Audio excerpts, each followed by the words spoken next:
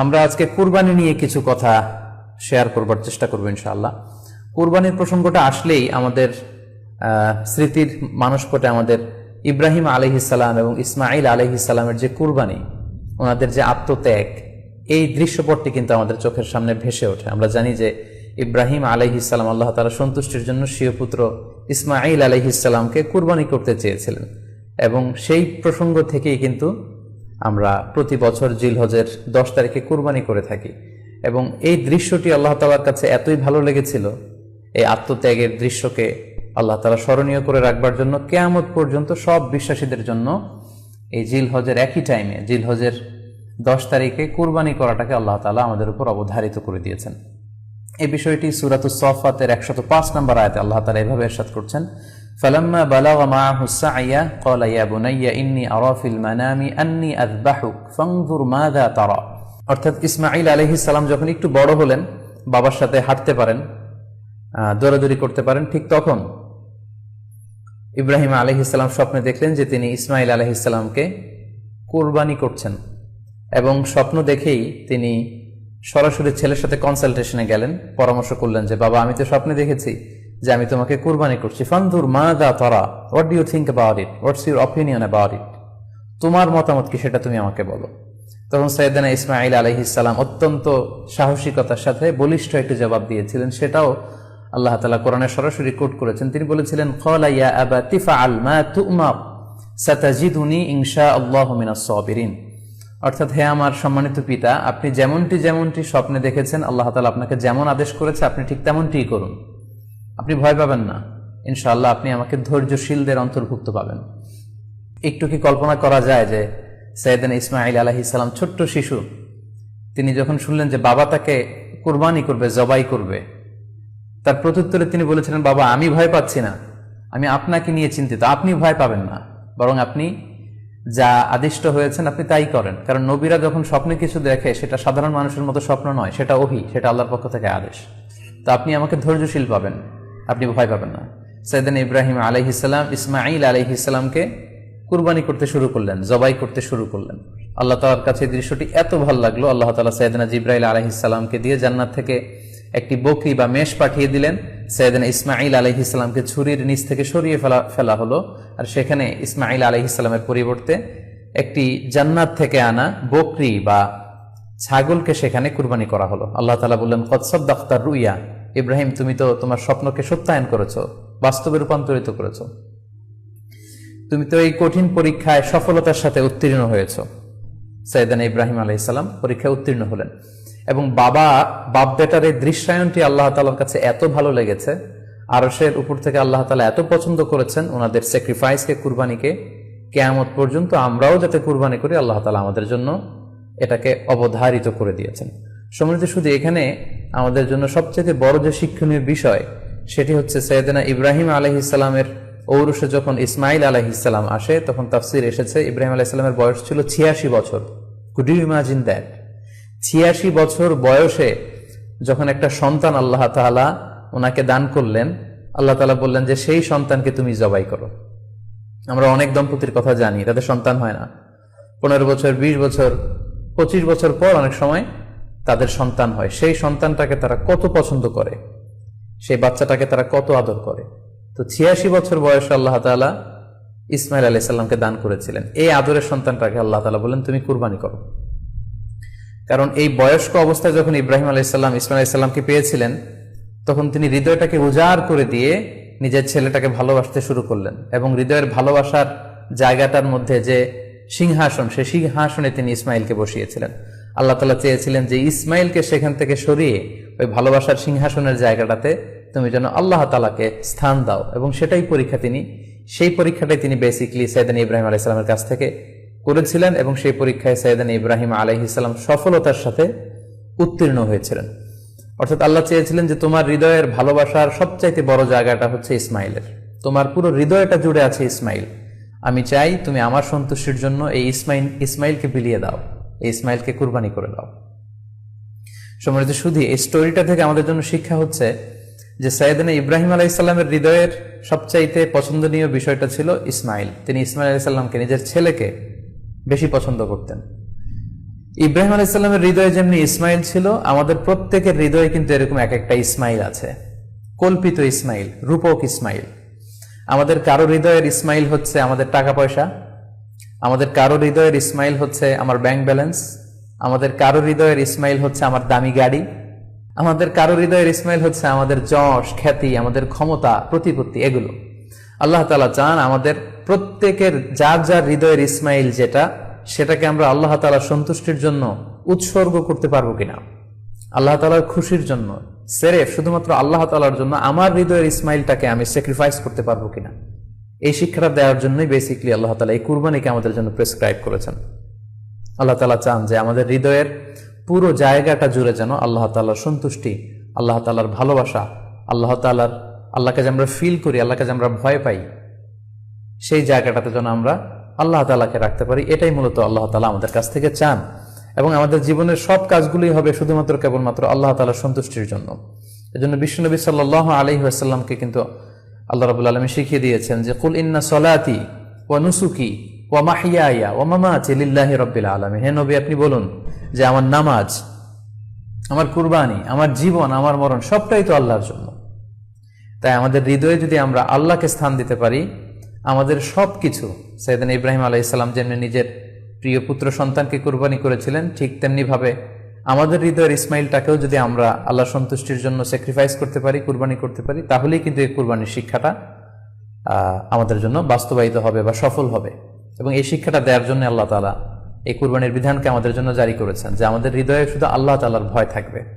এবং এই যে আমরা কুরবানি করবে, কুরবানির রক্ত, গোশত, চামড়া কোনোটাই কিন্তু আল্লাহ তাআলার কাছে পৌঁছে না, পৌঁছে হচ্ছে আমাদের হৃদয়ের ভয়, তাকওয়াটা আল্লাহ তাআলার কাছে পৌঁছে। সূরাতুল হজ্জের 37 নম্বর আয়াতে আল্লাহ বলছেন, লা ইয়ানালাল্লাহা লুহুমুহা ওয়ালা দিমাউহা ওয়ালাকি ইয়ানালুহুত তাকওয়া মিনকুম। এই কুরবানির রক্ত, কুরবানির গোশত, এগুলো তো আল্লাহর কাছে পৌঁছে না, আল্লাহর কাছে পৌঁছে হচ্ছে তোমাদের তাকওয়া। আমরা কতটা ইখলাসের সাথে, কতটা আন্তরিকতার সাথে, কতটা আনুগত্যের সাথে আমাদের সম্পদ, আমাদের নিজেদেরকে আমরা আল্লাহর কাছে সোপর্দ করতে পেরেছি, আমরা কতটা আল্লাহর সমর্পিত বান্দা হতে পেরেছি, এটাই হচ্ছে এই কুরবানির শিক্ষা, যেটা সাইয়েদনা ইব্রাহিম আলাইহিস সালাম গোটা বিশ্ববাসীর জন্য নিদর্শন এই ঘটনার মধ্য দিয়ে কিন্তু আমাদের জন্য রেখে গিয়েছেন। তাই আমরা এই কুরবানির মধ্য দিয়ে এটা জন্য ফিল করি যে আমাদের সবটুকু আমরা আল্লাহর জন্য বিলিয়ে দিতে প্রস্তুত আছি। সম্মানিত, শুধু এই কুরবানির দিনে ইয়ামুন নাহারে বা 10 জিলহজে আমরা যে কুরবানি উদযাপন করবো, ঈদুল আজহা উদযাপন করব, এই দিনের সবচাইতে প্রিয় আমল হচ্ছে আল্লাহ তাআলার কাছে পশু জবাই করে, যেটা আমরা বলেছি ইব্রাহিম আলাইহিস সালামের সেই ঘটনার, সেই দৃশ্যায়নের পুনরাবৃত্তি আল্লাহ তাআলা সেটা দেখতে চান। আমরা পশু জবাই করে রক্ত প্রবাহিত করে দেয়া, এটা আল্লাহ তাআলার কাছে খুবই পছন্দনীয়। সুনানে তিরমিজিতে এসেছে, আয়েশা রাদিয়াল্লাহু তাআলা আনহা থেকে বর্ণিত, তিনি বলেন, আন্না রাসূলুল্লাহ সাল্লাল্লাহু আলাইহি ওয়াসাল্লাম ক্বাল, আল্লাহ রাসূল সাল্লাল্লাহু আলাইহি ওয়াসাল্লাম বলেছেন, মা আমিলা আদামিয়ুন মিন আমালিন ইয়াওমান নাহর আহাব্বা ইলাল্লাহি মিন ইহরাকিদ দাম। অর্থাৎ ইয়াউমুন নাহারে 10 জিলহজে পশু কুরবানি দিয়ে সে পশুর রক্ত প্রবাহিত করে দেওয়ার চেয়ে শ্রেষ্ঠ কোনো আমল আর আল্লাহর কাছে হতে পারে না, এর চেয়ে কোনো প্রিয় আমল আল্লাহর কাছে নেই। তার মানে কুরবানির দিনে সবচাইতে প্রিয় আমল, আল্লাহর কাছে পছন্দনীয় আমল হচ্ছে কুরবানি করা। তাই আমাদের যাদের সাধ্য আছে আমরা যেন বেশি বেশি কুরবানি করি। সম্মানিত, শুধু আমরা জানি যে এই কুরবানিকে আল্লাহ তাআলা আমাদের উপর আবশ্যক করেছেন। কুরবানির হুকুম সম্পর্কে যদি বলি তাহলে বলবো যে এটা ওয়াজিব হানাফি স্কুল অফ থট অনুযায়ী, কিন্তু অন্যান্য মাযহাবে এটাকে সুন্নাতে মুআক্কাদা বলা হয়েছে।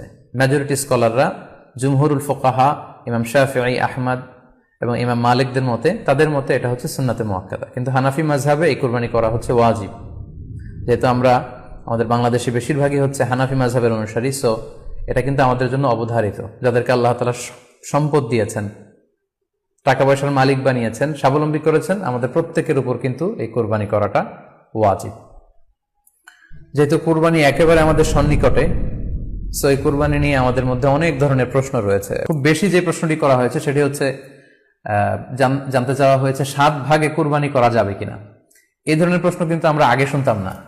রিসেন্টলি কিছু কিছু স্কলারদের আলোচনা বা এতে করে লোকজন হয়তো বিভ্রান্তিতে ভোগেন কিংবা একটা ধোঁয়াশা তৈরি হয়, ফলে এই প্রশ্নটি করা হচ্ছে। আমরা আবহমান কাল থেকে আমাদের প্রিয় মাতৃভূমি বাংলাদেশে হয়তো ছাগল কুরবানি দিয়েছি অথবা গরু কুরবানি দিয়েছি সর্বোচ্চ 7 ভাগে। সো এটা আমাদের সবার কাছে জানা ছিল এ নিয়ে আগে সংশয় ছিল না, ইদানিংকালে অনেকের মধ্যে এই বিষয়ে সংশয় জেগেছে। কেউ কেউ বলে থাকেন যে ভাগে যদি কুরবানি দেওয়া হয় 7 জনে মিলে, গরুতে বা মহিষে বা উটে, এই ভাগে কুরবানি হবে না, এটা অনেকে বলে থাকেন। এই কথাটি আসলে ঠিক নয়।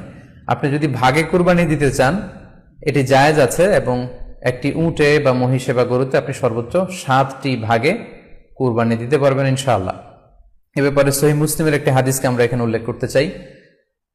সাইয়েদনা জাবের রাদিয়াল্লাহু তাআলা আনহু থেকে বর্ণিত, তিনি বলেন, ক্বালা হাজাজনা মা রাসূলিল্লাহি সাল্লাল্লাহু আলাইহি ওয়াসাল্লাম, আমরা আল্লাহ রাসূল সাল্লাল্লাহু আলাইহি ওয়াসাল্লামের সাথে হজ করেছি, ফানাহারনাল বাঈরা আন সাবআ, সেখানে আমরা উট কুরবানি দিয়েছি 7 জনের পক্ষ থেকে, ওয়াল বাকারাতা আন সাবআ, আর আমরা সেখানে গরু কুরবানি দিয়েছি 7 জনের পক্ষ থেকে। খুব সুস্পষ্ট, একটি উটে ওনারা 7 জন অংশগ্রহণ করতেন, একটি গরুতে 7 জন অংশগ্রহণ করতেন।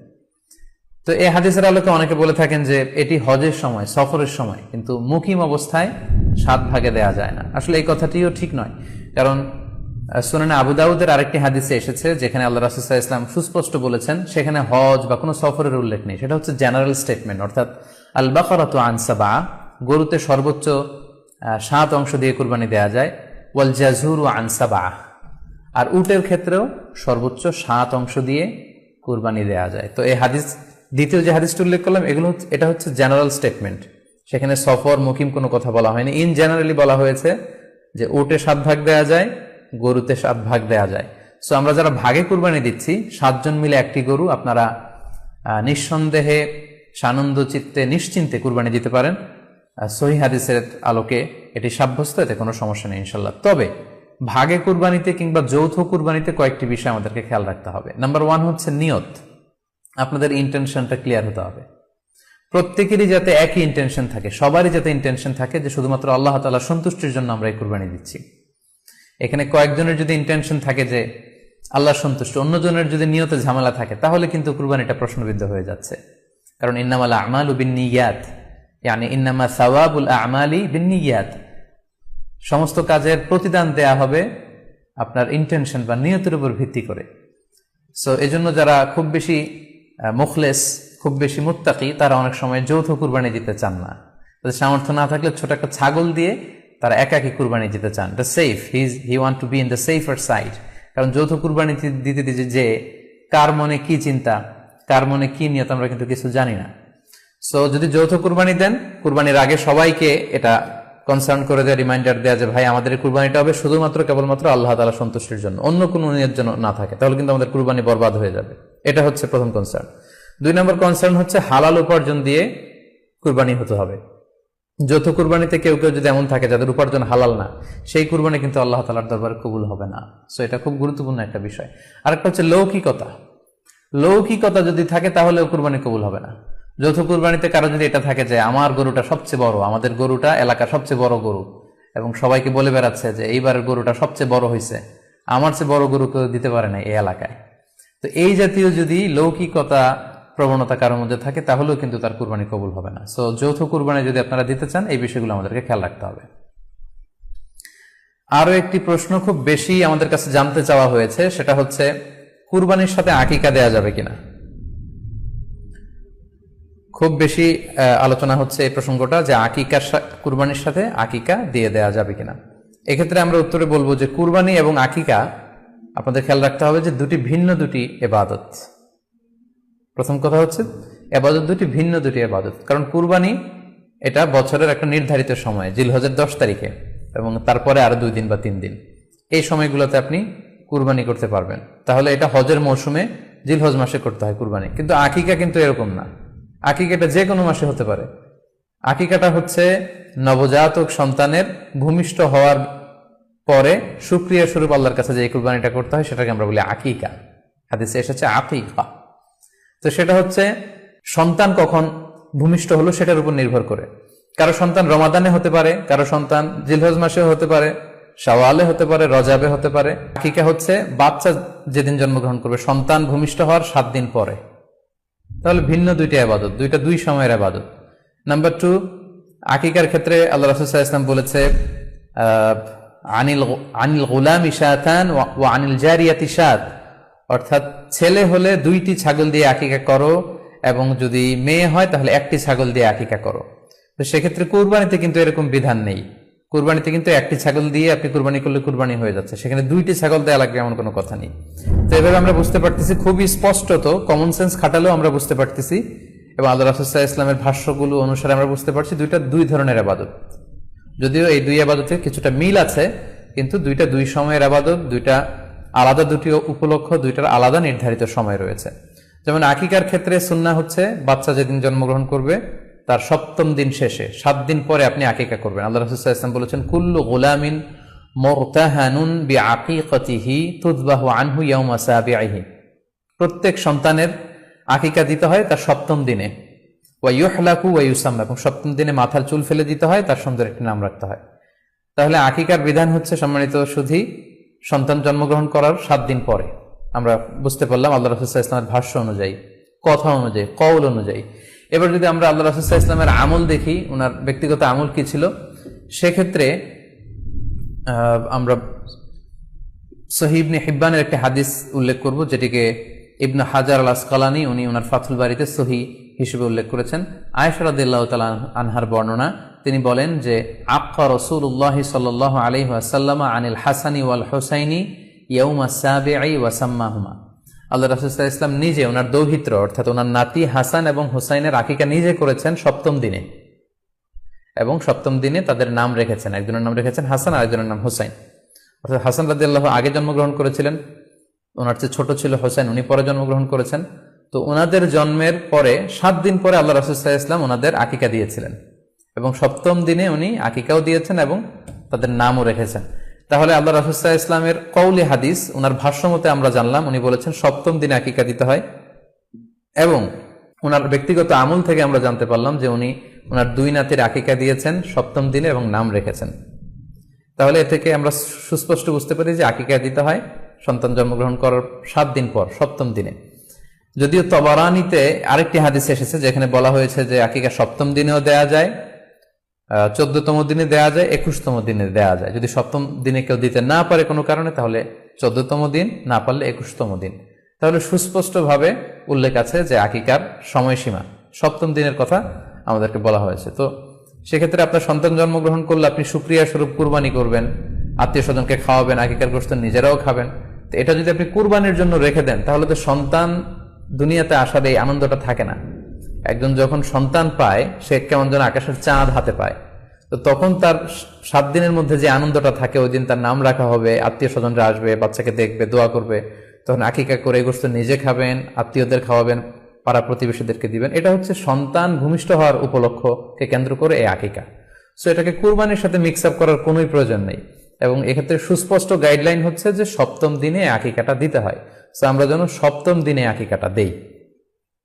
তবে হ্যাঁ, এখন প্রশ্ন হচ্ছে 7ম দিনে কেউ দিতে পারেননি, 14তম দিনেও দিতে পারেননি, 21তম দিনেও দিতে পারেননি, হাতে টাকা ছিল না, সামহাও কোনো কারণে মিস করেছেন, তখন আপনি যখন সুযোগ হয় তখন করে দেন। ওই প্রেক্ষাপটে আপনি যদি কুরবানির সময়ও আকিকা দিয়ে দিতে চান, এটা আদায় হয়ে যাবে ইনশাআল্লাহ। আশা করা যায় আদায় হয়ে যাবে, এবং এটা জায়েজ আছে। তবে এটা সুন্নাহ নয়। সুন্নাহ হচ্ছে 7ম দিনে আকিকা দেওয়া। পাশাপাশি গরু দিয়ে, মহিষ দিয়ে, উট দিয়ে আকিকা দেওয়াও কিন্তু সুন্নাহ নয়। আকিকা দেয়া সুন্নাহ হচ্ছে ছাগল দিয়ে। সুন্নাহ সম্মত হচ্ছে আকিকা 7ম দিনে দেয়া এবং ছাগল দিয়ে দেয়া। ছেলের ক্ষেত্রে 2টি ছাগল, মেয়ের ক্ষেত্রে 1টি ছাগল। আশা করি কুরবানির সাথে আকিকার প্রসঙ্গটি আপনাদের কাছে ক্লিয়ার হয়েছে। সম্মানিত শুধু এবার আমরা শুনবো আরো একটি মোস্ট আস্কড কোশ্চেন, কুরবানি না দিয়ে কুরবানির টাকা দান করে দিলে ওই সওয়াব পাওয়া যাবে কিনা। এই প্রশ্নগুলো কিন্তু আমরা আগে শুনতাম না। রিসেন্ট সময়ে, গত কয়েক বছর আগে আমরা খেয়াল করেছি যে তারকা জগতের কিছু লোক বা নাটক সিনেমা জগতের কিছু লোক এরকম ঘোষণা দিয়েছে যে আমরা টাকা বন্যার্থ লোকদেরকে দিয়ে দিলাম, আমরা কুরবানি দেব না। তো ওনাদেরকে আল্লাহ এত টাকা দিয়েছেন, ওনারা বন্যার্থ লোকদেরকেও সহায়তা করতে পারেন, আবার কুরবানিও করতে পারেন। সো একটা দিয়ে আরেকটা হবে না। আপনি যদি টাকা দান করে দেন, এটা সাদাকার সওয়াব হবে, কিন্তু কুরবানির সওয়াব কিন্তু আপনি পাবেন না।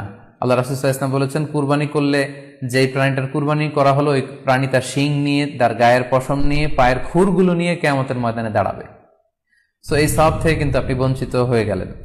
তাই এ ব্যাপারে সুস্পষ্ট কথা হচ্ছে, আপনি যদি কুরবানির টাকা দান করে দেন, দানের সওয়াব হবে, কিন্তু কুরবানির সওয়াব হবে না, এবং কুরবানির এই ওয়াজিব বিধানটিও কিন্তু আদায় হবে না। আপনার উদ্দেশ্য ভালো, কিন্তু আপনার পদ্ধতিতে সমস্যা। আপনার উদ্দেশ্য হচ্ছে যে বন্যা দুর্গত মানুষ, সাতক্ষীরাতে বা আশেপাশের জেলাগুলোতে বন্যায় মানুষ না খেয়ে মারা যাচ্ছে, আমি টাকাগুলো দান করে দেই, তাহলে বেশি তারা উপকৃত হবে। আমি বলবো যে আপনার যদি সামর্থ্য থাকে সেক্ষেত্রে আপনি বন্যার্থ লোকদেরকে দানও করেন, পাশাপাশি কুরবানিও করেন, দুই জিনিস। অথবা আপনি যদি শুধু কুরবানি করতে চান সেটাও আপনি করতে পারেন, আপনি কুরবানি করবেন, এতে করে কিন্তু আপনি যে দান করতে চান আপনার এই পারপাসটাও কিন্তু সার্ভ হবে। কিন্তু কুরবানির টাকা দান করে দিলে কখনো কুরবানি আদায় হবে না।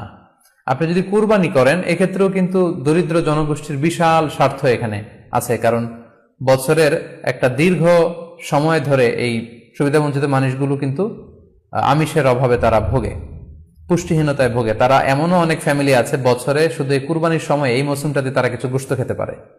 সো তাদের মধ্যে আপনি কুরবানি করে এই গোশত বিতরণ করতে পারেন। সো এই কোভিড-19 পিরিয়ডে আমাদের উচিত বেশি বেশি কুরবানি করা, কুরবানি করে এই অভুক্ত মানুষদের ঘরে ঘরে কুরবানির গোশত পৌঁছে দেয়া।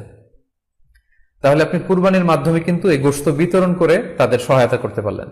পাশাপাশি যারা খামারি আছে, আপনি কুরবানি করলে এই তাই খামারিদের এই ব্যবসা প্রসেসেও কিন্তু আপনি অংশগ্রহণ করলেন। আপনি তাদের ব্যবসাতে, আল্লাহ তাআলা সুদকে হারাম করেছেন, ব্যবসাকে হালাল করেছেন, তাহলে ব্যবসার মতো একটা চমৎকার কাজও আপনি সহায়তা করলেন কুরবানির মধ্য দিয়ে। আরো একটা গুরুত্বপূর্ণ বিষয় হচ্ছে, আমাদের গ্রাম বাংলায় কিন্তু আমাদের অনেক গরিব লোকজন আছে বা মা বোনেরা আছে যারা সারা বছর ব্যাপী ছাগল পালে এই আশায় যে কুরবানির সময় ছাগলটাকে বিক্রি করবে, অথবা গরু পালে। গ্রামগঞ্জে অনেক পরিবার আছে যে বছর শেষে কুরবানির সময় আসলে তারা এটা ভালো দামে বিক্রি করবে এবং সেই টাকা দিয়ে সারা বছর চলবে। তো আপনি যদি কুরবানি করেন তাহলে ওই প্রান্তিক জনগোষ্ঠীকেও কিন্তু সহায়তা করা হলো। পাশাপাশি কুরবানির এই সময়গুলোতে হাজার হাজার কসাইদের একটা জীবিকার ব্যবস্থা হয়। তারা গরু জবাই করে, চামড়া খোলে, গোশত কাটে। তো এই কুরবানির দিনগুলোতে কিন্তু হাজার হাজার কসাইদের হালাল জীবিকার একটা ব্যবস্থা হয়। কসাইরা কিন্তু কোটিপতি হয় না। সো আপনি এই কুরবানির প্রসেসটাকে যদি আরো বেশি প্রমোট করেন তাহলে এই কসাইদেরও কিন্তু একটা রিজিকের ব্যবস্থা হচ্ছে। আরো ইন্টারেস্টিংলি, কুরবানির যে চামড়া, পশুর যে চামড়া, এই চামড়াগুলো কিন্তু ইয়াতিমের হক, গরিবদের হক। সো আপনি কুরবানির চামড়া বিক্রি যদি করে দেন, চামড়া চাইলে আপনি ব্যবহার করতে পারেন, অথবা বিক্রি করলে এটা কিন্তু ইয়াতিমখানাতে, মাদ্রাসাগুলোতে, অভাবী মানুষদেরকে এই দামটা কিন্তু দিয়ে দিতে হয়। ফলে কুরবানির এই চামড়া থেকে কিন্তু মাদ্রাসাগুলো বা ইয়াতিম ছাত্রছাত্রীরা উপকৃত হচ্ছে। তাহলে এখানে অনেক বিষয় জড়িত। যদিও বর্তমান সময়ে চামড়া শিল্প ধ্বংস করার একটা বিশাল পায়তারা চলছে, চামড়ার দাম পড়ে যাচ্ছে। তো আমরা যদি কুরবানি না দিই আমাদের চামড়া শিল্প হুমকির মুখে পড়বে। এবং এই যে হাজার হাজার মাদ্রাসা এবং এতিমখানা আছে যাদের একটা বড় ইনকামের বা আয়ের উৎস হচ্ছে কুরবানির সময় এই চামড়ার টাকা। সো মানে with all this discussion it seems that through sacrifice you can contribute more. আপনি যদি কুরবানি করেন এবং এটা যদি বেশি বেশি করেন তাহলে আপনি যে চাচ্ছেন অসহায় মানুষদেরকে সহায়তা করতে, এটা আরো বেশি বেশি করা হলো, বেশি বেশি করা হলো। তাদেরকে গোশত বিতরণ করে আপনি সহায়তা করলেন, খামারিদেরকে ব্যবসার ক্ষেত্রে সহযোগিতা করলেন, গ্রামের যে নারীরা ছাগল পাললো, গরু পাললো তাদের সহায়তা করলেন, কসাইদের হালাল জীবিকার জন্য সহযোগিতা করলেন, মাদ্রাসার ইয়েতিম ছাত্রদেরকে আপনি সহায়তা করলেন। সো আমি বলবো যে কখনো এই ভুল সিদ্ধান্ত নেবেন না যে কুরবানির টাকা আমি দান করে দেবো। না, আপনি কুরবানি করবেন, এতে আপনার কুরবানির ওয়াজিবও আদায় হবে, গরিবদেরকে সহযোগিতাও করা হবে। সেক্ষেত্রে যদি আপনি স্বাস্থ্য ঝুঁকি মনে করেন সেক্ষেত্রে আপনি সরাসরি হাটে যেতে না চাইলে অনলাইনে গরু ক্রয় করতে পারেন। আরো একটি সহজ পদ্ধতি আছে, সেটা হচ্ছে যারা শহুরে জীবন যাপন করছেন, শহরে আছেন, তারা চাইলে কিন্তু আপনার গ্রামের আত্মীয় স্বজনদের কাছে আপনার টাকা পাঠিয়ে দিয়ে কুরবানি আদায় করতে পারেন। টাকা পাঠিয়ে দিলে তারা আপনার পক্ষ থেকে ছাগল বা গরু কিনে কুরবানি করে তারা গোশত খেয়ে উপকৃত হলো, আশেপাশের গরিব আত্মীয় স্বজনদের মধ্যে বিতরণ করে এই কুরবানির প্রক্রিয়াটা আদায় হলো। এটাও খুব সহজে কিন্তু করা যেতে পারে। আর কুরবানির ক্ষেত্রে প্রতিনিধিত্ব জায়েজ আছে, অন বিহাফ অফ ইউ অন্য কেউ আপনার পক্ষ থেকে কুরবানি করতে পারবে, আপনি টাকা দিয়ে দিলেই হলো। আর যারা হাটে যে নিজে দেখে শুনে গরু ছাগল কিনে এনে নিজে কুরবানি করে সব ব্যবস্থাপনা করতে পারবেন, আয়োজন করতে পারবেন, সেটা সবচাইতে ভালো। সেটা তো নূরুন আলা নূর, এটা নিয়ে কোনো কথা নেই। আশা করি কুরবানির টাকা দিয়ে দিলে কুরবানি আদায় হবে কিনা এই ব্যাপারটিও আপনারা বুঝতে পেরেছেন। এবার আমরা আসি, আরেকটি প্রশ্ন আমাদের কাছে খুব বেশি এসেছে, সেটা হচ্ছে কুরবানির পশু অনলাইনে ক্রয় করা যাবে কিনা। খুবই রেলেভেন্ট একটি কোশ্চেন, যেহেতু এখন অনেকেই হাটে যেতে চাচ্ছেন না, অনলাইনে আমরা অনেক কেনাকাটা করি, ফলে অনলাইনে কুরবানির পশুটা ক্রয় করা যাবে কিনা এটা হচ্ছে প্রশ্ন। এক্ষেত্রে উত্তর হচ্ছে জি, অন্যান্য জিনিস আপনি যেমনি অনলাইনে ক্রয় করেন সেগুলো যেমনি জায়েজ, অনুরূপভাবে অনলাইনে কুরবানির পশুও ক্রয় করা জায়েজ। বিভিন্ন ডেইরি ফার্ম আছে, অ্যাগ্রো ফার্ম আছে এবং বিভিন্ন গরু ছাগলের খামার আছে। তারা কিন্তু আমি দেখলাম যে তারা গরুর অ্যাড দিচ্ছে, গরুর ভিডিও সেখানে আপলোড করে দিচ্ছে, সেখানে তাদের ক্লায়েন্টরা সেটা দেখে তারা গরু ক্রয় করছে। যে এটা জায়েজ আছে ইনশাল্লাহ। আপনারা যদি স্বাস্থ্য ঝুঁকির কারণে গরুর হাটকে অ্যাভয়েড করতে চান, ওখানে যেতে না চান, আপনারা চাইলে অনলাইনে পশু ক্রয় করতে পারবেন। তবে সেক্ষেত্রে দুটি জিনিস আপনাকে নিশ্চিত হতে হবে, দুইটা জিনিস আপনাকে অনলাইনে পশু ক্রয় করার ক্ষেত্রে নিশ্চিত হতে হবে। প্রথম বিষয় হচ্ছে পশুটা দৈহিকভাবে ত্রুটিমুক্ত কিনা, এটা নিশ্চিত হতে হবে। অর্থাৎ পশুর বিস্তারিত অঙ্গ প্রত্যঙ্গের বর্ণনা আপনার জানা থাকা চাই। পশুটা সুস্থ আছে কিনা, বাহ্যিকভাবে সমস্ত ত্রুটিমুক্ত কিনা, এটা জানতে হবে। 2 নম্বর হচ্ছে পশুর বয়স সম্পর্কে আপনার জানতে হবে, কারণ যে কোনো বয়সের পশু দিয়ে কুরবানি করা যায় না, এটার একটা নির্ধারিত বয়স সীমা দেওয়া আছে শরিয়াতে, সেটা আপনাকে মেনটেন করতে হবে। প্রথম হচ্ছে সালিমাতুন মিনাল উয়ুবিজ যাহিরা, বাহ্যিক ত্রুটিমুক্ত হওয়া। যে কোনো পশু দিয়ে কিন্তু, অসুস্থ পশু দিয়ে কুরবানি করলে কিন্তু কুরবানি হবে না। এক্ষেত্রে আমরা সুনানে নাসাইর একটি হাদিস উল্লেখ করব। হাদিসটি সহিহ, বারা ইবনে আযিব রাদিয়াল্লাহু তাআলা আনহু বর্ণনা করেছেন। আল্লাহ রাসূল সাল্লাল্লাহু আলাইহি ওয়াসাল্লাম বলেছেন, লা ইয়াজুজু মিনাদ দাহায়া আল আওরাউল বাইয়িনু আওরুহা, এমন পশু দিয়ে কুরবানি হবে না যে এই পশুটা সুস্পষ্টভাবে অন্ধ। অন্ধ কানা কোনো পশু দিয়ে কুরবানি হবে না। ওয়াল আরজাউল বাইয়িনু আরাজুহা, খোড়া, কুরবানি যেখানে করা হবে ওই জায়গা পর্যন্ত হেঁটে যেতে পারছে না, মাঠ থেকে বাড়িতে আনা যাচ্ছে না, এরকম খোড়া প্রাণী দিয়ে কুরবানি করা যাবে না। ওয়াল মারিদাতুল বাইয়িনু মারাদুহা, খুব বেশি অসুস্থ, খুবই দুর্বল অসুস্থ প্রাণী দিয়ে কুরবানি করা যাবে না। ওয়াল আজফা উল্লাতি লা তুনকি, এবং এমন বয়স্ক বৃদ্ধ প্রাণী যে অতি বয়সের ভারে এটা নুজ্জ হয়ে গিয়েছে এবং এর হাড্ডির ভেতরে যে মজ্জা শুকিয়ে গিয়েছে, এরকম প্রাণী দিয়েও কিন্তু কুরবানি করা যাবে না। তাহলে সুনানে নাসাইয়ের এই সহিহ হাদিসটির মধ্য দিয়ে আমরা বুঝতে পারলাম যে অন্ধ প্রাণী দিয়ে কুরবানি করা যায় না, খোড়া প্রাণী দিয়ে করা যায় না, খুবই দুর্বল প্রাণী দিয়ে এবং খুব বয়স হয়েছে এরকম প্রাণী দিয়ে কিন্তু কুরবানি করা যাবে না। তারপর আমরা সুনানে তিরমিজির আরেকটি হাদিস এখানে উল্লেখ করব। এই হাদিসটিও হাসান পর্যায়ের হাদিস। বর্ণনাকারী হচ্ছেন আলী রাদিয়াল্লাহু তাআলা আনহু। তিনি বলেন, নাহা রাসূলুল্লাহ সাল্লাল্লাহু আলাইহি ওয়াসাল্লাম আইয়ুদহা বিআ'যাবিল করনি ওয়াল উযুন, অর্থাৎ আল্লাহ রাসূল সাল্লাল্লাহু আলাইহি ওয়াসাল্লাম শিং ভাঙা এবং কান কাটা এরকম প্রাণী দিয়ে কুরবানি করতে নিষেধ করেছেন। অর্থাৎ ব্রোকেন হর্নস অ্যান্ড ইয়ার্স, কোনো পশুর যদি শিং দুটো ভাঙা থাকে অথবা কান কাটা থাকে, এরকম প্রাণী দিয়ে কুরবানি করলে কুরবানি আদায় হবে না। পশুর কানের ব্যাপারে আরো সুস্পষ্ট হাদিস এসেছে সুনানে তিরমিজিতে, এটিও হাসান পর্যায়ের হাদিস।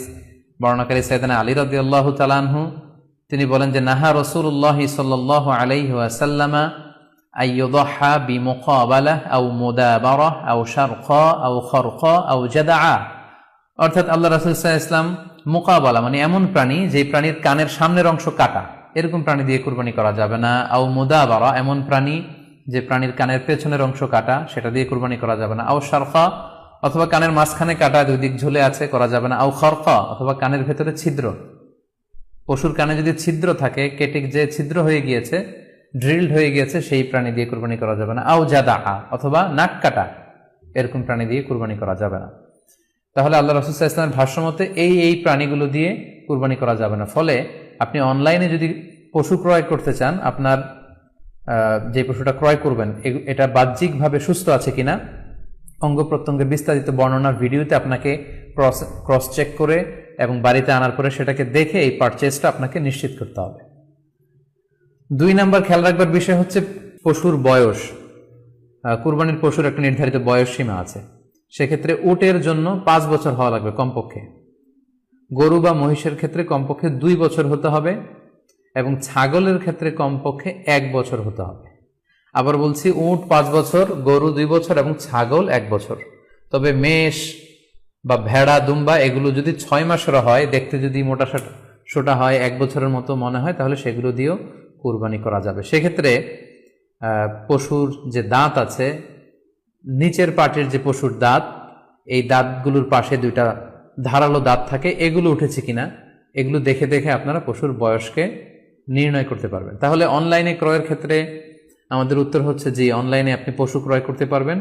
সেক্ষেত্রে আপনাকে 2টি বিষয়ে খুব খেয়াল রাখতে হবে। এক হচ্ছে পশুর অঙ্গ প্রত্যঙ্গ ঠিক আছে কিনা, বাহ্যিকভাবে সব ধরনের ত্রুটিমুক্ত কিনা। 2 নম্বর হচ্ছে পশুর বয়স। এই 2টি জিনিস যদি আপনি এনশিওর করেন, আপনি অনলাইনে পশু ক্রয় করে সেটা দিয়ে কুরবানি করলে কুরবানি হয়ে যাবে ইনশাল্লাহ, কোনো সমস্যা নেই। আরো একটি প্রশ্ন আমাদের কাছে খুব বেশি এসেছে, সেটা হচ্ছে কুরবানি কি পুরো পরিবারের পক্ষ থেকে একজন দিতে হবে নাকি সামর্থ্যবান প্রত্যেকের দিতে হবে? আই রিপিট, আমি আবার বলছি, প্রশ্নটি হচ্ছে যে অনেকে এই প্রশ্নটি করেছেন যে পুরো পরিবার থেকে একজন দিলে হয়ে যায় নাকি সামর্থ্যবান প্রত্যেকের দিতে হয়। সম্মানিত দিনী ভাই এবং বোনেরা, এটি একটি মতবিরোধপূর্ণ মাসআলা, অর্থাৎ এই মাসআলার ক্ষেত্রে স্কলারদের মধ্যে মতভেদ পাওয়া যায়। এক্ষেত্রে দুইটি মতামত। একদল স্কলার বলেছেন যে এটা পরিবারের পক্ষ থেকে একজন দিলে আদায় হয়ে যাবে, অপর মতামত হচ্ছে যে না, সামর্থ্যবান প্রত্যেকেরই দিতে হবে। আমরা দুইটি মতামত নিয়ে আলোচনা করি। প্রথম মত হচ্ছে যে এক পরিবারের পক্ষ থেকে একজনই যথেষ্ট। এই মতামতটিও দলিলের দিক থেকে বেশ শক্তিশালী। সেক্ষেত্রে আমরা মিহনাফ ইবনে সুলাইম রাদিয়াল্লাহু তাআলা আনহুর বর্ণিত একটি হাদিস সুনানে আবু দাউদে এসেছে, হাদিসটি হাসান পর্যায়ের হাদিস। তিনি বলছেন, ও নাহনু উকুফুন মা রাসূলিল্লাহ বিআরাফাতিন, আমরা রাসূল সাল্লাল্লাহু আলাইহি ওয়াসাল্লামের সাথে 9 জিলহজ আরাফার ময়দানে ছিলাম।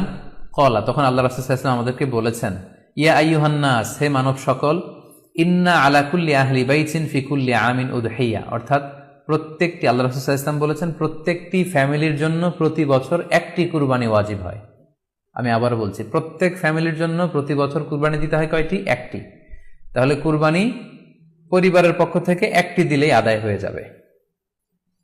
সুনানি তিরমিজির আরো একটি হাদিস আমরা এখানে উল্লেখ করতে পারি। এই হাদিসটিও সহিহ। সাইয়েদনা আতা ইবনে ইয়াসার রাদিয়াল্লাহু তাআলা আনহু, উনি আবু আইয়ুব আল আনসারী রাদিয়াল্লাহু তাআলা আনহুকে জিজ্ঞেস করেছিলেন যে কাইফা কানাতিল উদহিয়া ফি আহদি রাসূলিল্লাহ, হে আল্লাহর নবীর সাহাবী, আল্লাহ রাসূল সাল্লাল্লাহু আলাইহি ওয়াসাল্লামের জামানাতে কুরবানি কেমন হতো, কিভাবে তারা কুরবানি দিতেন? তো আবু আইয়ুব আল আনসারী রাদিয়াল্লাহু তাআলা আনহু বলেছেন, কানা রাজুলু ইউদাহি বিশাতি আনহু ওয়া আন আহলিহি, আল্লাহ রাসূল সাল্লাল্লাহু আলাইহি ওয়াসাল্লামের সময়কালে লোকজন একটি ছাগল কুরবানি দিত তার পক্ষ থেকে এবং তার ফ্যামিলির পক্ষ থেকে। আনহু ওয়া আন আহলিহি, তার নিজের পক্ষ থেকে এবং ফ্যামিলির পক্ষ থেকে। অর্থাৎ এই হাদিসগুলোর আলোকে বোঝা যায় যে পুরো পরিবারের পক্ষ থেকে একজন কুরবানি দিয়ে দিলেই আদায় হয়ে যাবে। স্বামীও চাকরি করেন, স্ত্রীও চাকরি করেন, স্বামীরও টাকা আছে, স্ত্রীর টাকা আছে, দুইজনের আলাদা করে দিতে হবে না। স্বামী যদি একটা ছাগল কুরবানি দিয়ে দেয় তাহলে স্ত্রীর পক্ষ থেকে, পুরো ফ্যামিলির পক্ষ থেকে কুরবানি আদায় হয়ে যাবে। এই হাদিসগুলোর আলোকে বোঝা গেল। দ্বিতীয় আরেকটি মত আছে, সেই মতটি হচ্ছে প্রত্যেক সামর্থ্যবানের উপর ওয়াজিব। এটি ইমাম আবু হানিফার মত এবং আমাদের বাংলাদেশে এটিরই প্রচলন হয়ে এসেছে। আমরা এই মতামতটিকেই বেশি আমরা শুনে থাকি সব জায়গায়, যে যারাই সামর্থ্যবান প্রত্যেকের আলাদাভাবে দিতে হয়। স্বামী সামর্থ্যবান হলে স্বামীর দিতে হবে, স্ত্রী সামর্থ্যবান হলে স্ত্রীকে দিতে হবে, ছেলেরা হলে ছেলের দিতে হবে। এটা প্রত্যেকের আলাদাভাবে ইন্ডিভিজুয়ালি দিতে হয়। এবং সেক্ষেত্রে ওনারা দলিল দিচ্ছেন সুনান ইবনে মাজার একটি হাদিস, হাদিসটি সহিহ, যেখানে আল্লাহ রাসূল সাল্লাল্লাহু আলাইহি ওয়াসাল্লাম বলেছেন, মান কানা লাহু সাআহ, যার সামর্থ্য আছে কিন্তু ওয়ালাম ইউদাহি, সামর্থ্য থাকার পরেও সে কুরবানি দেয় না, ফালা ইয়াকরাবান্না মুসাল্লানা, সেজন্য ঈদুল আজহার দিন আমার ঈদগাহে না আসে নামাজ পড়তে। আল্লাহ রাসূল সাল্লাল্লাহু আলাইহি ওয়াসাল্লাম হুঁশিয়ারি বাণী ঘোষণা করেছেন, ধমক দিয়েছেন যে সামর্থ্য থাকার পরেও যে কুরবানি দেয় না সেজন্য আমার ঈদগাহে না আসে। এই হাদিসের আলোকে ওনারা বলেছেন মান কানা লাহু সাআহ, যার সামর্থ্য আছে। ওনারা বলছেন যে এটা ইন জেনারেল, ব্যাপক, যারই সামর্থ্য আছে তাকেই দিতে হবে। সো এখানে বাস্তবতা হচ্ছে দুই পক্ষেরই খুব ভ্যালিড দলিল আছে। আর কোনো মাসালার ক্ষেত্রে যখন মতবিরোধ থাকে, দুই পক্ষেরই দলিল থাকে, সেক্ষেত্রে বাড়াবাড়ি করাটা অনুচিত। বরং এটা হচ্ছে ইসলামের সৌন্দর্য, এখানে প্রশস্ততা রয়েছে। সো যারা মনে করে যে ফ্যামিলির পক্ষ থেকে একজন কুরবানি দিলেই আদায় হয়ে যাবে, তাদেরও দলিল আছে, তাদেরকে সেটা করতে দেওয়া উচিত। তবে আমরা এটাকেই সাজেস্ট করি যে প্রত্যেক সামর্থ্যবানের উপর কুরবানি দেওয়া উচিত। এতে করে যিনি কুরবানি দিবেন উনি সওয়াব পেয়ে উপকৃত হলেন, আবার উনি কুরবানি দেওয়ার কারণে গোশত বিতরণ করলেন, ফলে গরিবরা উপকৃত হলো। সো সামর্থ্যবান প্রত্যেকেরই উচিত বেশি বেশি কুরবানি দেয়া। আশা করি এই মাসালাটাও আপনারা বুঝতে পেরেছেন। এ পর্যায়ে আমরা অল্প কয়েকটি রিমাইন্ডার আপনাদের সাথে শেয়ার করে আজকের আলোচনাটুকু আমরা এখানেই জবনিকা টানবো, এখানে আমরা আলোচনাটি শেষ করবো ইনশাআল্লাহ। প্রথম যে রিমাইন্ডারটি আপনাদের সাথে আমি শেয়ার করতে চাই সেটি হচ্ছে, সম্মানিত সুধী, আমরা অনেকেই বাজার থেকে পশু আনার সময় বা কুরবানি করার সময় পশুর সাথে অনেক বেশি অমানবিক আচরণ করি। এতে করে কিন্তু আপনার কুরবানিটা, পুরো কুরবানির প্রক্রিয়াটাই প্রশ্নবিদ্ধ হয়ে যেতে পারে। তাই আজকের লাইভের মধ্য দিয়ে যারাই আপনারা যুক্ত হয়েছেন, আমি সবাইকে বলছি আমরা যাতে পশুর সাথে মানবিক আচরণ করি। কুরবানির পশুর সাথে এমন কোনো আচরণ যাতে না করি যাতে ওর কষ্ট না হয়, আমরা যেন এটা খেয়াল রাখি। বিশেষ করে জবাই করার আগে পশুকে ভালোভাবে রশি দিয়ে বেঁধে নেয়া এবং ছুরিটা যেই ছুরি দিয়ে জবাই করা হবে সেটা খুব ধারালো থাকা। আল্লাহ রাসূল সাল্লাল্লাহু আলাইহি ওয়াসাল্লাম কিন্তু এই দিক নির্দেশনা আমাদেরকে দিয়েছেন। সুবহানাল্লাহ। ইসলাম যে কতটা চেক এন্ড ব্যালেন্স, কতটা ভারসাম্যপূর্ণ জীবন বিধান। আল্লাহ রাসূল সাল্লাল্লাহু আলাইহি ওয়াসাল্লাম সহিহ মুসলিমের বর্ণনায় তিনি বলছেন, ইযা যাবাহতুম ফাআহসিনু যিবহা, তোমরা যখন জবাই করবে সেখানেও তোমরা ইহসান করো। কেননা আল্লাহ তাআলা সব জায়গায় ইহসানকে অবধারিত করেছেন। আমরা জীবনে যাই করব না কেন সেটা ইহসানের সাথে করতে হবে। তো পশুটাকে কিন্তু আমি জবাই করব, স্লটার করব, আল্লাহ রাসূল সাল্লাল্লাহু আলাইহি ওয়াসাল্লাম বললেন যখন স্লটার করবে, জবাই করবে, তখনও সেটার প্রতি ইহসান করে তোমরা জবাই করো না। ওয়া ইযা যাবাহতুম ফাআহসিনু যিবহা, সেক্ষেত্রেও তোমরা সফট হার্টেড হও, সেটাকে ইহসানের সাথে জবাই করো। কিভাবে ইহসানের সাথে জবাই করবে? ওয়ালিয়ুহিদ্দা আহাদুকুম শাফরাতাহু ওয়ালিয়ুরিহ যাবিহাতাহু, তোমরা তোমাদের ছুরিটা খুব বেশি করে ধারালো করে নাও, যাতে করে খুব স্মুথলি স্লটারিংটা হয়ে যায়, খুব স্মুথলি কুরবানিটা তাড়াতাড়ি হয়ে যায়, যাতে প্রাণীটার কষ্ট না হয়। আমরা প্রায়ই আমাদের বেখেয়ালে বা অবহেলাবশত কুরবানির পশু ট্রাক থেকে নামানো, হাট থেকে নিয়ে আসা, এমনভাবে আমরা কুরবানির পশুর সাথে ট্রিট করি, এতে করে কিন্তু অনেক অমানবিক আচরণ আমাদের দ্বারা প্রকাশ পেয়ে যায়। সো আমরা যদিও এটাকে জবাই করব, আমরা যেন ইহসানের সাথে জবাই করি, এই বিষয়টা যেন আমরা খেয়াল রাখি। এটা হচ্ছে প্রথম রিমাইন্ডার। দ্বিতীয় রিমাইন্ডার হচ্ছে, আমাদের দেশে প্রায় এটা ঘটে, জবাই করার পরে অনেক কসাইরা তাড়াতাড়ি এই পশুটার দেহ থেকে প্রাণ বের হয়ে যাওয়ার জন্য ছোট ছুরি দিয়ে জবাই করা প্রাণীটার গলার মধ্যে খোঁচা মারতে থাকে, গলায় বারবার খোঁচা মারতে থাকে। এটা কিন্তু ঠিক না। স্পাইনাল কর্ডে যদি আপনি জবাই করার পরে বারবার খোঁচা মারেন, তাহলে কিন্তু এই প্রাণীটার অপমৃত্যু হতে পারে, অর্থাৎ এটা স্বাভাবিক কোনো মৃত্যু নয়। স্বাভাবিক মৃত্যু হচ্ছে জবাই করে দেয়া, এবং ইসলাম এটাকে আমাদের জন্য বৈধ করেছেন। আমরা জানি যে পাশ্চাত্যে গরুর মাথায় বুলেট মারা হয়, অথবা ইলেকট্রিক্যাল শক দিয়ে ওটাকে হত্যা করা হয়, অথবা ভারী কোনো লোহার হাতুড়ি দিয়ে গরুর মাথায় আঘাত করে সেটাকে মারা হয়। কিন্তু ইসলাম এগুলোকে নিষেধ করেছে। ইসলামের বিধান হচ্ছে স্লটারিং করা, আপনি জবাই করে দিবেন। সেক্ষেত্রে আমার মনে হয় 10 থেকে 15 মিনিট যদি আমরা একটু ওয়েট করি, গরুর দেহ থেকে সবগুলো রক্ত কিন্তু বের হয়ে যাবে, ফলে এটার গোশতটা উপাদেয় হবে আমাদের জন্য। কিন্তু আমরা যদি তাড়াহুড়ো করে, বিশেষ করে অনেক কসাই ভাইরা রুহটা যাতে তাড়াতাড়ি বের হয়ে যায়, প্রাণটা যাতে তাড়াতাড়ি বের হয়ে যায়, জবাইয়ের পরে আবার ছোট ছুরি দিয়ে স্পাইনাল কর্ডে খোঁচা মারতে থাকে, এটা কিন্তু ঠিক না। এতে করে যেটা হয়, এটা স্বাভাবিক মৃত্যু হয় না, বরং অপমৃত্যু হয়ে থাকে। আমরা যখন কুরবানি করি তখন প্রাণীটার শ্বাসনালী এবং কণ্ঠনালী কেটে যায়, এবং তারপরে রক্তনালী, যেটাকে ইংরেজিতে বলে জুগুলার ভেইন, এই জুগুলার ভেইনটা যখন কেটে যায় তখন কিন্তু প্রাণীটা আর ব্যথা পায় না। গবেষণায় দেখা গিয়েছে যে যদিও আমরা দেখি যে প্রাণীটা খুব ছটফট করে, লাফালাফি করে, কিন্তু আসলে সে ব্যথা পায় না। জুগুলার ভেইন যখন কেটে ফেলে তখন ব্রেইন তাকে স্পাইনাল কর্ডের মাধ্যমে হার্টে সিগন্যাল দেয় আরো বেশি পাম্প করার জন্য, আরো বেশি রক্ত পাঠানোর জন্য। ফলে দেহের সবগুলো রক্ত গলার ওই কাটা জায়গা দিয়ে কিন্তু বের হয়ে যায়। কিন্তু ওই মুহূর্তে আপনি যখন ছোট ছুরি নিয়ে এটার স্পাইনাল কর্ডে খোঁচাখুচি করতে শুরু করেন, তখন কিন্তু এটার অপমৃত্যু ঘটে, এটার স্ট্রোক হতে পারে, এটা হার্ট অ্যাটাক করে মারা যেতে পারে। তাহলে সেটা কিন্তু স্বাভাবিকভাবে জবাইয়ের মধ্যে দিয়ে মৃত্যুবরণ করলো না, বরং হার্ট অ্যাটাক করে বা স্ট্রোক করে সেটা মারা গেল। তখন কিন্তু আপনার কুরবানিটা প্রশ্নবিদ্ধ হয়ে যেতে পারে। তো এই জন্য আমি সকলের কাছে অনুরোধ করব, আপনারা তাড়াহুড়ো না করে 10 থেকে 15 মিনিট একটু ওয়েট করেন জবাইয়ের পরে, এটাকে স্বাভাবিকভাবে, ন্যাচুরালি, প্রাকৃতিকভাবে এটা রুহটা বের হতে দিন। তা না হলে আমাদের কুরবানি কিন্তু প্রশ্নবিদ্ধ হয়ে যেতে পারে। 3 নম্বর রিমাইন্ডার হচ্ছে, আমাদের বাংলাদেশের অনেক জেলায় আমরা হিন্দু মুসলমান একসাথে থাকি। আমার কাছে নিউজ এসেছে যে অনেক জায়গায় অনেকে হিন্দুদের মন্দিরের সামনে কুরবানির গরু জবাই করে। এটা ঠিক না, কারণ আমরা জানি যে ওরা এই গরুর পূজা করে থাকে। সো আমরা এমন কিছু করব না যেটা ওদেরকে খুব বেশি কষ্ট দিবে। সো অনেকে শুনেছি যে উস্কানিমূলক ভাবে তারা একটু দেখিয়ে দিতে চায় বা তাদের উপর প্রতিশোধ নিতে চায়, এরকম করে অনেক সময় হিন্দুদের বিভিন্ন গ্রামে মন্দিরের সামনে এই কুরবানির ব্যবস্থাপনা করা হয়। আমি বলবো যে আমরা এটা যাতে না করি। আমরা হিন্দুদের যে উপাসনালয় আছে, আমাদের হিন্দু ভাইদের উপাসনালয়গুলোকে স্কিপ করে এমন জায়গায় কুরবানি করব যাতে করে তাদের এই দৃশ্য দেখা না লাগে, এবং তাদের ইবাদতগাহের সামনেও যাতে আমাদের এরকম পরিস্থিতি তৈরি করতে না হয়। আমরা যাতে সাম্প্রদায়িক সম্প্রীতি আমাদের ইবাদতের মধ্য দিয়ে বজায় রাখতে পারি, এবং কোন ধরনের উস্কানিমূলক কর্মকাণ্ডে যেন আমরা কখনোই যুক্ত না হই। 4 নাম্বার এবং সবচাইতে গুরুত্বপূর্ণ পয়েন্ট হচ্ছে, জি খেয়াল করে শুনুন, আপনাকে বলছি, 4 নম্বর পয়েন্ট হচ্ছে যে জবাইয়ের স্থান এবং বর্জ্য কুরবানির পরে এটাকে নিজ দায়িত্বে পরিচ্ছন্ন করুন। আই রিপিট, আমি আবার বলছি, যেখানে আপনি কুরবানি করলেন সেটাকে এবং এই যে বর্জ্য ময়লা এটা নিজ দায়িত্বে আপনি ক্লিন করুন। সিটি কর্পোরেশনের ভাইয়েরা সরকারি তত্ত্বাবধানে সারা বাংলাদেশের এই সব বর্জ্য আসলে পরিষ্কার করা সম্ভব না। জরিপে এসেছে যে 50 লক্ষ গরু জবাই করা হয় প্রত্যেকটা কুরবানির ঈদে। তো সেক্ষেত্রে আমাদেরকে দায়িত্বশীল হতে হবে। কুল্লুকুম রাঈন ওয়া কুল্লুকুম মাসউলুন আন রাইয়াতিহি। আল্লাহ রাসূল সাল্লাল্লাহু আলাইহি ওয়াসাল্লাম বলেছেন, তোমরা প্রত্যেকে দায়িত্বশীল আর তোমাদের প্রত্যেকের দায়িত্বের ব্যাপারে কিয়ামতের ময়দানে আল্লাহ তাআলা কিন্তু তোমাদেরকে জিজ্ঞেস করবে। তাই আমরা যেন নিজ দায়িত্বে এই কুরবানির করার স্থান এবং বর্জ্য যেন পরিষ্কার করি।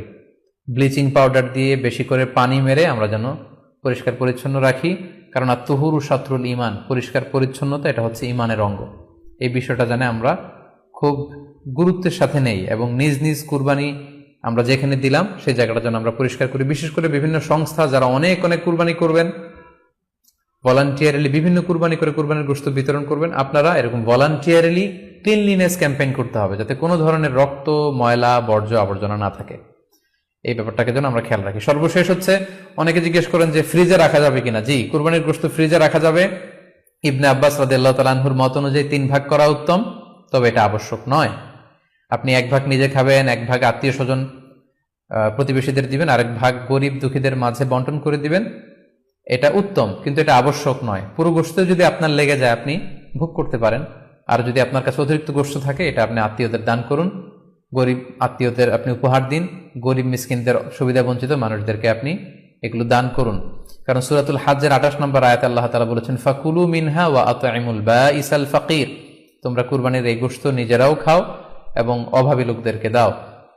এবং সহিহ বুখারীতে আল্লাহ রাসূল সাল্লাল্লাহু আলাইহি ওয়াসাল্লামের একটি বর্ণনা, আল্লাহ রাসূল সাল্লাল্লাহু আলাইহি ওয়াসাল্লাম বলেছেন, কুলু ওয়া আত'ইমু ওয়াদাখিরু, অর্থাৎ কুরবানির গোশত তোমরা খাও, ওয়া আত'ইমু মানে অন্যদের খাওয়াও, ওয়াদাখিরু এবং তোমরা এটাকে প্রিজার্ভ করে রাখো বা জমা করেও রাখতে পারো। অর্থাৎ আপনি চাইলে ফ্রিজে রাখতে পারবেন, আপনি পরবর্তীতে খেতে চাচ্ছেন আপনি রাখতে পারবেন ইনশাআল্লাহ। সো উত্তম হচ্ছে 3 ভাগ করে 1 ভাগ নিজে খাওয়া, 1 ভাগ আত্মীয় স্বজনদের, প্রতিবেশীদের দেয়া এবং 1 ভাগ অভাবী, সুবিধা বঞ্চিত, গরিব মিসকিনদের মাঝে বন্টন করে দেয়া। এবং অবশ্যই অবশ্যই যাদের সামর্থ্য আছে আপনারা বেশি বেশি কুরবানি করুন, এবং এই কুরবানির মধ্য দিয়ে আমরা অনেক অনেক প্রান্তিক জনগোষ্ঠী, সুবিধা বঞ্চিত মানুষ, তাদের কাছে আমাদের সহায়তাগুলো পৌঁছে দিতে পারবো। সম্মানিত সুধী, আপনাদের সবাইকে আবারও শুকরিয়া জানাই, আপনাদের সবাইকে আবারও আন্তরিক শুভেচ্ছা এবং অভিনন্দন। আমরা কামনা করি যে আল্লাহ তাআলার কাছে আমরা ফরিয়াদ করি জিলহজ মাসের প্রথম 10 দিনের যে বারাকা, রাহমা, আমরা যেন নফল ইবাদত করে করে বেশি বেশি তাকবীর, তাহলিল দিয়ে এই দিনগুলো যেন মুখরিত রাখতে পারি, বেশি বেশি নফল ইবাদত করতে পারি, নফল রোজা রাখতে পারি। বিশেষ করে অবশ্যই আরাফার দিনের রোজা যাতে আমরা মিস না করি। গোটা মুসলিম উম্মার জন্য আমরা দোয়া করি যে এই ঈদুল আজহার উৎসব যাতে আমরা ভাব গাম্ভীর্যের সাথে ইবাদতের মধ্য দিয়ে, আনন্দ উৎসবের মধ্য দিয়ে পালন করতে পারি। আপনাদের সবার জন্য আমি দোয়া করছি, আমি নিজেও আপনাদের সবার কাছে দোয়া চাই। আল্লাহ তাআলা আপনাদের সবাইকে ভালো রাখুন। আমরা আল্লাহ রাব্বুল ইজ্জা ওয়াল জালালের দরবারে শুকরিয়া জানাই। আমরা জানি যে এই জিলহজের প্রথম দশক মানে প্রথম 10টি দিন খুবই গুরুত্বপূর্ণ 10টি দিন, আল্লাহ তাআলার কাছে খুবই পছন্দনীয় এই 10 দিনের আমলগুলো, এমনকি জেহাদের চাইতেও বেশি হাদিসে এসেছে। এবং কালামুল্লাহ মাজিদে আল কোরআন আল কারীমে আল্লাহ তাআলা এই জিলহজের প্রথম 10 দিনের শপথ করেছেন। এই 10 দিনের ইবাদত আল্লাহ তাআলার কাছে এত বেশি পছন্দনীয় হওয়ার কারণ হচ্ছে এই 10 দিনে আল্লাহ তাআলা উম্মাহাতুল ইবাদাত অর্থাৎ যত মৌলিক ইবাদত আছে সবগুলো মৌলিক ইবাদতের একটা সমন্বয় করেছেন জিলহজ মাসের এই প্রথম 10 দিনে, যেটা বছরের অন্য কোনো সময় কিন্তু পাওয়া যায় না। কারণ এই 10 দিনের ভেতরে সালাত আছে, নফল সিয়াম আছে, সাদাকা আছে, কুরবানি আছে, হজের প্রসঙ্গটা আছে, যেটা বছরের অন্য কখনো এরকম উম্মাহাতুল ইবাদাত অর্থাৎ যত মৌলিক ইবাদত আছে সব মৌলিক ইবাদতের কম্বিনেশন, সমন্বয় বছরের কোনো সময় কিন্তু আসলে হয় না, যেটা হয়ে থাকে জিলহজ মাসের প্রথম এই 10 দিনের ভেতর। এজন্য এই 10 দিনের ইবাদত আল্লাহ তাআলার কাছে অত্যন্ত বেশি প্রিয়। এজন্য আল্লাহ রাসূল সাল্লাল্লাহু আলাইহি ওয়াসাল্লাম এই 10 দিনে যাতে আমরা বেশি বেশি নফল ইবাদত করি আমাদেরকে উৎসাহিত করেছেন। পাশাপাশি আমরা যেন বেশি বেশি তাহমিদ, তাহলিল, তাকবীর দিয়ে এই 10টি দিনকে মুখরিত করে রাখি, এজন্য তিনি আমাদেরকে আদেশ করেছেন। এজন্য এই 10টি দিনে আমরা যেন বেশি বেশি সুবহানাল্লাহ ওয়ালহামদুলিল্লাহ লা ইলাহা ইল্লাল্লাহু আল্লাহু আকবার এই আজকারগুলো যেন আমরা বেশি বেশি পড়ি। এবং আরাফাতের সিয়ামের ব্যাপারে আল্লাহ রাসূল সাল্লাল্লাহু আলাইহি ওয়াসাল্লাম আশা করেছেন যে 9 জিলহজের যে নফল সিয়ামটি অর্থাৎ আরাফার রোজা, এই আরাফার রোজা যে ব্যক্তি রাখবে, আল্লাহ রাসূল সাল্লাল্লাহু আলাইহি ওয়াসাল্লাম বলেন যে আমি প্রত্যাশা করি এই সিয়ামের বদৌলতে বিগত একটি বছরের এবং সামনের একটি বছরের যত পাপ হবে এই পাপগুলোকে আল্লাহ তাআলা আমাদের জন্য ক্ষমা করে দিবেন। এবং জিলহজের 9 তারিখ ফজর থেকে কিন্তু আমাদেরকে ওয়াজিব তাকবীর পাঠ করতে হয়। আমরা জানি সেটা শুরু হয় আরাফার দিন ফজর থেকে। 9 তারিখ ফজর থেকে শুরু করে 13 তারিখ আসর পর্যন্ত এই তাকবীরগুলো প্রত্যেক সালাতের পরে পড়া আমাদের জন্য আবশ্যক। আমরা যেন এই নফল আজকারগুলো, এই নফল তাকবীরগুলো যাতে আমরা বেশি বেশি করে দেই। এবং যারা কুরবানি করার জন্য ইচ্ছা পোষণ করেছেন তারা যেন এই 10 দিনের আগেই তাদের মাথার চুল এবং নখ কেটে পরিচ্ছন্ন হয়ে যান। এবং জিলহজের এই 10 দিনে তারা যাতে মাথার চুল না কাটে এবং হাতের নখ না কাটে, এই মর্মে আল্লাহ রাসূল সাল্লাল্লাহু আলাইহি ওয়াসাল্লাম আমাদেরকে গাইডলাইন দিয়েছেন। সব মিলে আল্লাহ তাআলার কাছে এই 10টি দিনের ইবাদত খুবই প্রিয়। এমনকি হাদিসে এসেছে, যেটা আমরা বললাম, যে জিহাদের চাইতেও বেশি প্রিয়। এজন্য এই সুবর্ণ সুযোগটুকুন যেন আমরা কখনোই মিস না করি। তাই আমাদের সাধ্যমতো আমরা যেন বেশি বেশি নফল ইবাদত করি। আমরা যেন সুযোগ হলে পুরো 10 দিন ব্যাপী আমরা চাইলে নফল সিয়াম রাখতে পারি। আমরা বেশি বেশি কোরআন তেলাওয়াত করতে পারি। বিশেষ করে তাহমিদ, তাহলিল এবং তাকবীর, আলহামদুলিল্লাহ, লা ইলাহা ইল্লাল্লাহ, আল্লাহু আকবার, এই জিকিরগুলো, এই আজকারগুলো পড়ে পড়ে যেন আমরা এই 10টি দিনকে মুখরিত রাখি। আল্লাহ তাআলা জিলহজ মাসের যে মাহাত্ম্য এবং বারাকা তিনি আমাদের জন্য দিয়েছেন, এগুলো যেন আমরা বেশি বেশি হাসিল করতে পারি। আমিন ইয়া রাব্বাল আলামিন। সম্মানিত সুধী, আমি রিকোয়েস্ট করব আপনারা শেয়ার করে দিবেন